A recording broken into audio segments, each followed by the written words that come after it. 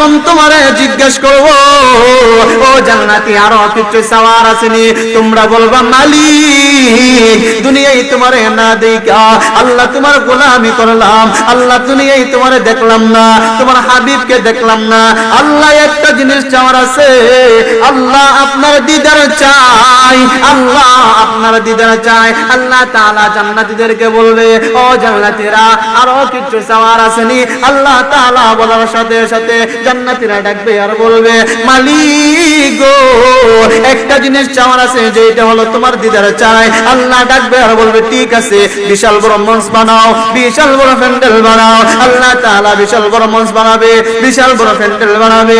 এবার আল্লাহ তাআলা ফেরেশতাদেরকে বলবে, ও ফেরেশতারা বিশাল বড় মঞ্চ বানাও, ওই মঞ্চের মধ্যে চেয়ার রাখবা তিনটা, একটা হলো সভাপতি, একটা হলো বিশেষ অতিথি, একটা হলো প্রধান অতিথি।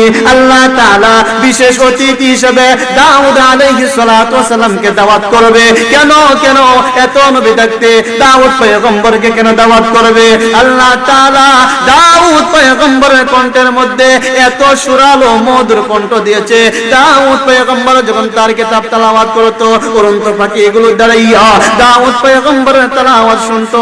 আল্লাহ তাআলা দাউদ পয়গম্বরের মধ্যে এত সুন্দর কণ্ঠ, নদীর পাড়ে যদি দাঁড়াইয়া তেলাওয়াত করতেন, নদীর মাছগুলো আইসা দাউদ পয়গম্বরের তেলাওয়াত শুনতেন। আল্লাহ তাআলা তখন ডাকবে আর বলবে, ও জান্নাতি আল্লাহর পয়গম্বর দাউদকে বিশেষ অতিথি বানাও। আল্লাহর পয়গম্বর দাউদ থাকবেন বিশেষ অতিথি, সভাপতি থাকবেন আপনার আমার নবী মুহাম্মদ সাল্লাল্লাহু আলাইহি ওয়াসাল্লাম।